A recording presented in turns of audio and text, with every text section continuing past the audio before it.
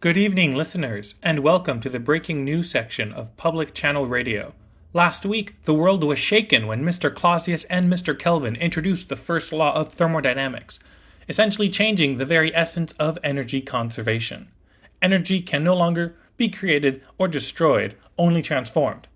This announcement caused quite an uproar, especially among those who had previously found creative ways to generate energy out of nowhere. Today, we have another groundbreaking development, the establishment of the second law of thermodynamics. This new law essentially states that energy will always flow naturally from a hotter body to a cooler one, but not the reverse. Here's our interviewer on the scene with Mr. Clausius. Thank you. I'm here with Mr. Clausius, one of the scientists who established this new law.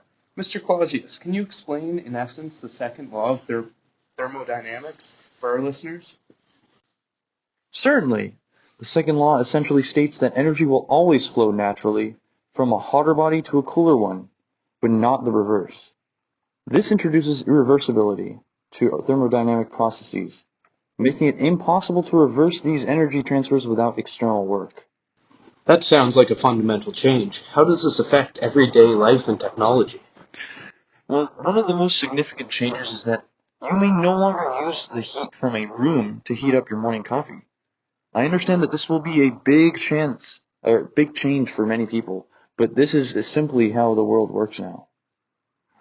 One of the most significant impacts on technology actually is on heat engines. Previously, it was theoretically possible to create engines that would convert all absorbed heat into work without loss. But now, we have established that every engine must lose some energy as waste heat due to energy and degradation. This change means that engines can no longer achieve 100% efficiency.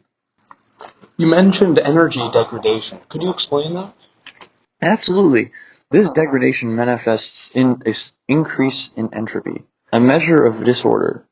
During a cyclic process, the total entropy of a system and its environment never decreases. This means that we can never fully revert to an original state without affecting something else. And how does this affect engine efficiency?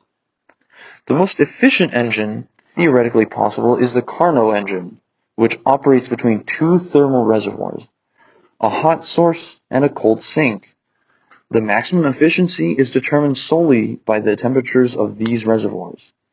Engines can no longer extract heat from a single reservoir and perform work without expelling some energy to a cooler sink.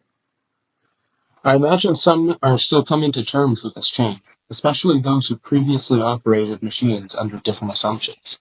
Indeed, it's a difficult adjustment for some, but new laws are now a fundamental part of how the universe operates.